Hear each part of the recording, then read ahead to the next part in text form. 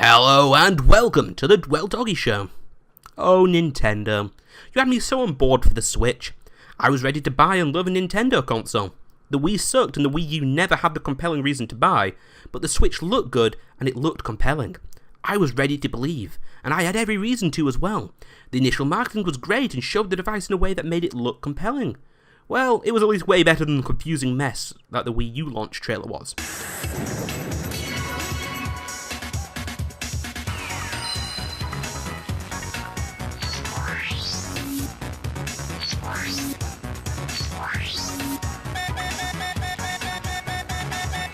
The rumours were good too when it came to price points and battery life. There was hope they had learned from the atrocious introduction of the Wii U. But Nintendo had to go and be Nintendo and fuck it all up in some way. So yeah, this week we're talking the Nintendo Switch press conference, and the crazy rollercoaster of emotions that was. So, let's get started talking about the good, the bad and the ugly. But in reverse order. You wouldn't get the reference if I wrote it in that way, so yeah. There's also not that much good. As a side note, I'd love to use Nintendo press conference material in the background, and I'm going to try, but I'm not sure that Nintendo will be cool with that. So we might have some random background games instead, that are just sitting on my hard drive. Anyway, without further ado, let's talk Nintendo.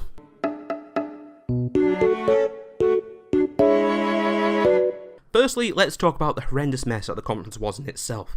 For years now, Nintendo's been skipping press conferences in favour of crafted videos in the form of Nintendo Directs. For a long time I was wondering why they did this, as it didn't have the spectacle of a conference that the other companies enjoyed. Well, we learned why with this conference. Yeah, this conference was truly awful. First off, it was harmed by not being in English. The on-the-fly translation of the Japanese came off as awkward most of the time. Hello everyone, I'm Kosuke Yabuki.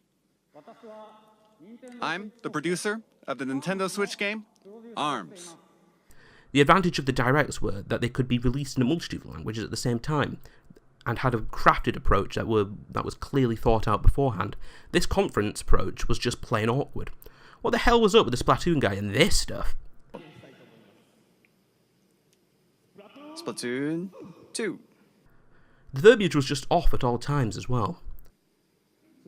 In the 20 years since we made Super Mario 64, I have been on a long, long journey together with Mario. And we are working on this new journey called Nintendo Switch, with the excitement one feels when visiting unknown countries for the very first time. There were also times where I'm sure the translator was just making stuff up, or sounded like he was barely keeping up with the Japanese being spoken.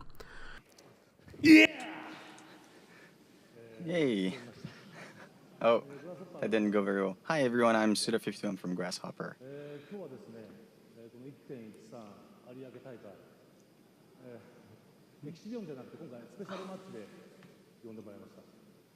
So today I'd like to start, I've been invited to come to this event, and I'd like to talk about one of the games that I worked on. The conference was so dry and boring at the same time that there were great swaths of the conference where I was barely able to keep myself interested. It doesn't help that they for some reason kept explaining these stupid Joy-Con controllers again and again and again. A lot of pertinent information was also missing, such as specs and European price points. Also, why at this point of the conference did they decide to stop and have a load of developers talk about the Switch without actually making any announcements or anything? Hello everyone, I am Toshihiro Nagoshi from Sega. Sega sees a tremendous amount of appeal in Nintendo Switch, and we intend to be present on the platform. And similarly, I, as an individual creator, sense a new kind of appeal with this game hardware. We will consider new games for Nintendo Switch, and we'll present them soon. A lack of things to talk about also led to huge parts of the conference dedicated to games like ARMS and 1-2 Switch. The most bare bones of experiences that I'm sure will be fine at launch, but they're just there to pad out a lackluster line of games. The conference was awkward and reeked of an era long gone. It was bloated and very long and had very little killer content compared to the conferences by the likes of Microsoft and Sony. Though they also had duds as well. Just look at the Xbox One launch event or the PlayStation 4 Pro conference. Dull, boring and misguided, all of them. Television, TV, television. Television, TV. Xbox is about to become the next water cooler. The games were lackluster, the presentation dull, and announcements either unsurprising or non-existent. Yeah, the conference only served to compound the issues the Switch has in my mind.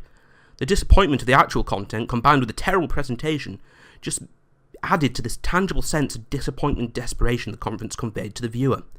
Everything they had to say took too long, and they said it in such a dry and po-faced manner as well. It felt like they were trying to fill time as much as possible. Next time, just make a direct that clearly and efficiently gets over the message in a fun and engaging way. Just not this. Just never this again, Nintendo.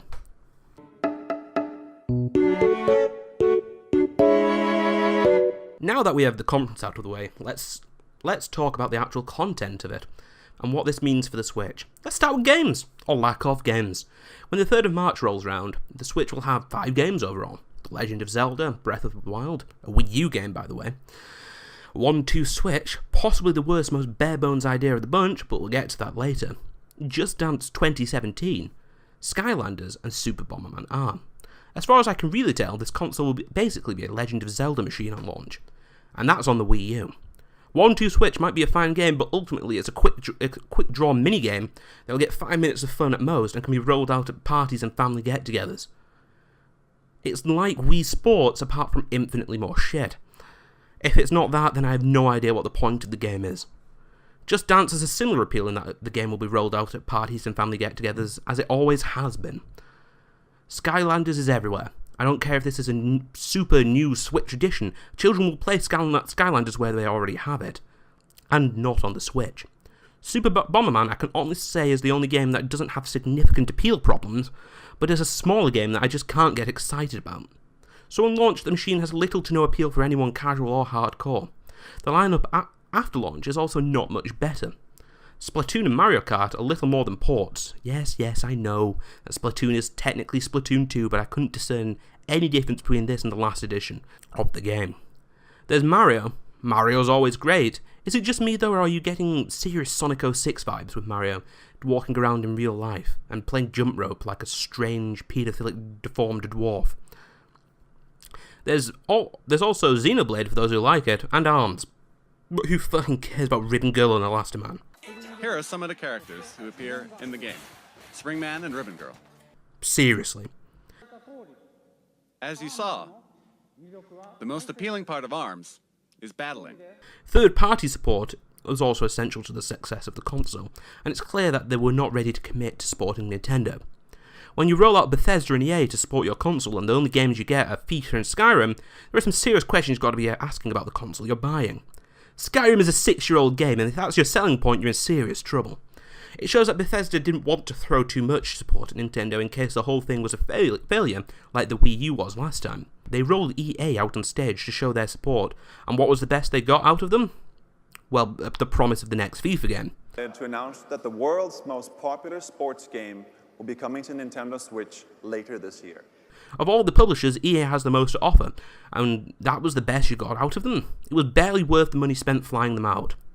It felt like they just needed to fill time with some form of announcement, even if it really didn't matter. Ubisoft is also clearly burned from the support they gave the Wii U, as they only committed Just Dance to the console, and some ports of old Rayman games. It's clear from the showing that the third parties were not willing to throw their lot in with Nintendo this time. Looks like Nintendo burned all their relationships over the last decade, and this showing proved that they truly are in dire straits over there. They barely have any first-party games, either, and what games there are, like Mario, well, Mario's the only one I can think of, come out way later after the console comes out. The Wii U showed that a Nintendo console with only first parties wasn't going to go well, and the Switch seemed set at this point to repeat the mistakes of the Wii U. The promise of Pokemon, Stars, and Pikmin get me a little hot under the collar, but the current showing is woefully lackluster in every department. It's not that the games look particularly bad. In fact, Zelda, I really want to play the new Legend of Zelda, but there just really isn't enough to justify purchase at launch, or even later, to be honest. Project Octopath Traveler, though. Now damn, that's a name. Possibly the best name ever. And I mean ever. Project Octopath Traveler. Embark on an adventure all your own.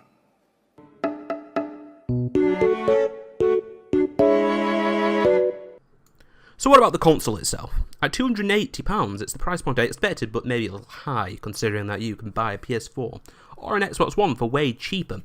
But hey, it's a new console. The idea of a console that you can take on the go and play at home on the TV is still an idea that I'm enamoured with. I even quite like the new Joy-Con controllers, stupid ass name though, and the many configurations that can be had with them. Don't quite know the use of Rumble HD, but I guess it's fun to be able to feel the amount of ice in a virtual glass. You can even tell 1, 2, 3, the number of ice cubes in the glass. Also, don't understand why I need the system to know what my hands are doing. Actually, no, I can see the use for this in multiplayer, using the Joy-Cons, but I'm a social recluse and I'm never going to do this. I think the controllers as a whole look really high quality, and look like they're moving away from the plastic toy look of the past Wii controllers. The fact that the console uses micro SD cards for storage is a really good idea, compared to the proprietary memory systems of the PlayStation Vita, and way better than the annoyance of expanding the other console's memory, and the use of external hard drives. Overall, the hardware is looking really good to me, despite not really knowing the specs. The controllers are so overpriced though. $64.99 for the Pro controller, which to me looks essential, is further inflating the price of the console over its more powerful and convenient competitors. May I though for a second just rant about the stupidity of using a smartphone app to do the voice chat and messaging, instead of having it built into the console itself. Now I'm never going to use this functionality, so this is really pointless complaining. No one I know will play the Switch with me. Stupidity still amazes me.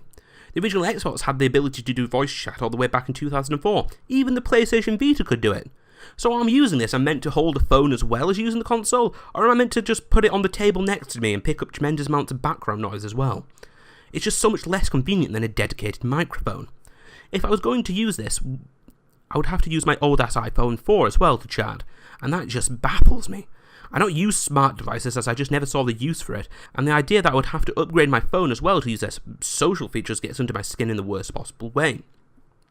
Especially in an age where the PC, Xbox and PlayStation can do that functionality right out the box. Why go out of your way to call it a console if it doesn't have the features you would expect it to have? I get the logic as smartphones are nearly ubiquitous now, but for those of us without them, like me, it doesn't make much sense at all. It lessens the premium feel of the console in the face of its competitors that have those features built in. Fuck it, the console still looks great to me, despite the complaints, but the lack of software to go along with the hardware is the real problem here.